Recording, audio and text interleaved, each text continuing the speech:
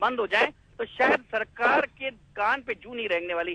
प्रताप जी, एक सवाल और, क्योंकि लोकतंत्र है और लोकतंत्र में जो लोकतांत्रिक तरीका है अपने विरोध का वो बंद है, धरने हैं, प्रदर्शन है। अगर ऐसे ऐसे बंद, धरने और प्रदर्शनों से भी सरकार पर असर नहीं पड़ता तो क्या लगता है फिर आने वाले वक्त में लोकतांत्रिक सरकारों में ये प्रदर्शन, अपना विरोध किस दिशा में जाएगा? क्या लगता है, लोग सड़कों पर उतरेंगे, हिंसाएं होंगी? देखो आशीष, मुझे एक लगता है कि उठेगा तूफान जमाना देखेगा, जागेगा इंसान जमाना देखेगा।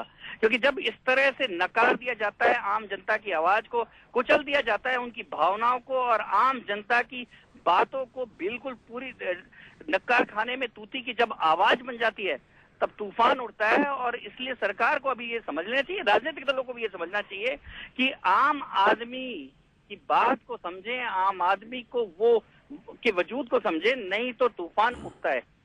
जी धन्यवाद प्रताप जी, इस पूरी जानकारी के लिए। तो हमारे चीफ प्रताप जी ने बताया कि किस तरह से आशीष जी यहाँ पर एक सवाल वास्तव में खड़ा होता है कि जब इस तरह के बंद विरोध से जब सरकार को असर नहीं होता तो आखिर किस तरह से इंसान जो है, अपने आम आदमी जो है, अपनी जो दुखी, अपनी जो परेशानियां हैं उनको सरकार को बताए। बिल्कुल सही कह रहे पूनम। और आज के जो बंद है उसका क्रेडिट अगर कोई राजनीतिक दल लेना चाहे तो मुझे लगता है कि वो क्रेडिट उसके खाते में नहीं गया है। ये क्रेडिट एक गुस्सा, आम आदमी का गुस्सा था, क्योंकि बंद महंगाई को लेकर था, बंद पेट्रोल डीजल की कीमतों को लेकर था और एफडीआई को लेकर था।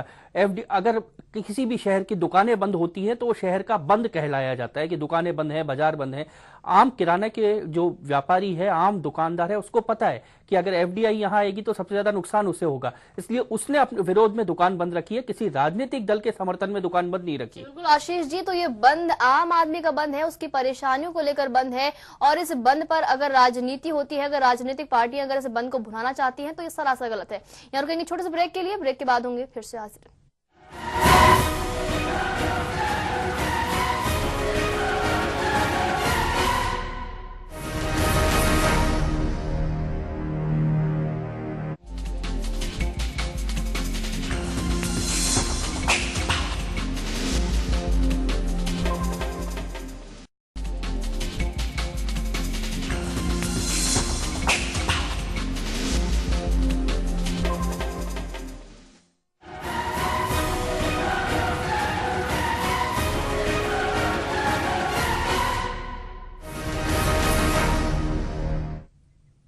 बड़ी खबर में एक बार फिर से आपका स्वागत है। ब्रेक से पहले हम बात कर रहे थे कि ये जो बंद है ये आम आदमी का बंद है, आम आदमी की परेशानियों को लेकर हुआ बंद है।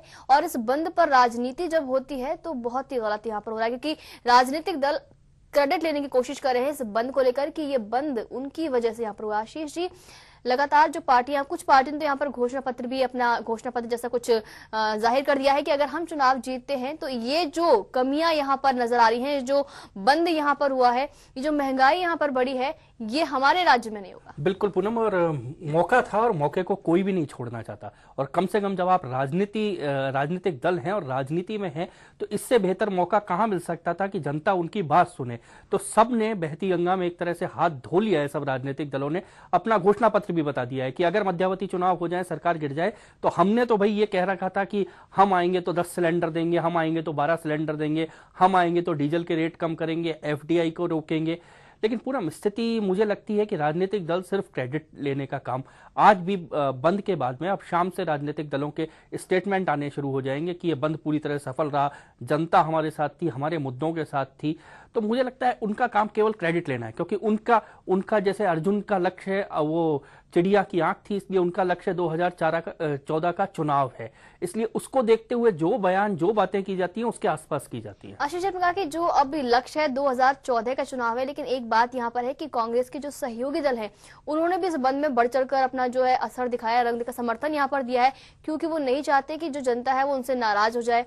तो अगर इस पूरे के पूरे बंद में अगर कोई नेगेटिव शेड में नजर आए तो वो कांग्रेस नजर आई है, और आने वाले चुनाव में इसका जो खासा खामियाजा है वो कांग्रेस को भुगतना पड़ सकता है। बिल्कुल पूनम, और मैं शुरू में भी जो मैंने बात कही थी उसी बात पर मैं रहा हूं, कोई भी राजनीतिक दल, क्योंकि कांग्रेस के साथ जो राजनीतिक दल लगे हुए हैं वो कहीं ना कहीं क्षेत्रीय दल हैं, और कोई भी क्षेत्रीय दल अपनी पकड़ अपने क्षेत्र में आम मतदाता, आम आदमी जो है उसके विरोध में खड़े होकर अपनी पकड़ नहीं बना सकता है।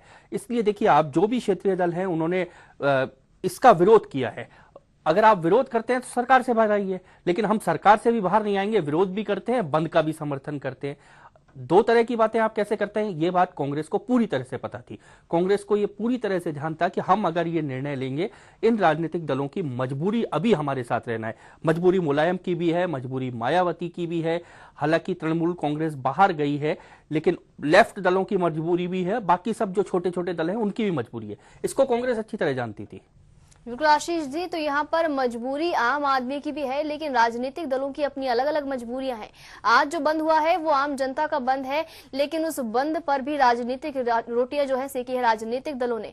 लेकिन अगर कुल मिलाकर कहा जाए तो ये बंद जो है आम आदमी का बंद है, आम आदमी की परेशानियों का बंद है। क्योंकि बढ़ती हुई महंगाई, चाहे वो पेट्रोल के दाम हो, चाहे डीजल के दाम हो, चाहे वो रसोई गैस के दाम हो, या फिर FDI का मुद्दा हो, आम आदमी इन सब चीजों से परेशान है और इसीलिए आज बंद का व्यापक असर यहाँ पर देखा गया। लेकिन जो बंद पर राजनीति हो रही है वो सरासर यहाँ पर गलत है। अगर राजनीतिक दल क्रेडिट लेने की कोशिश यहाँ पर करते हैं कि बंद जो है उनके आह्वान पर हुआ है, उनकी वजह से हुआ है, तो ये कहना सही नहीं होगा। बड़ी खबर में आज फिलहाल इतना ही। आप देखते रहिए HBC न्यूज। नमस्कार।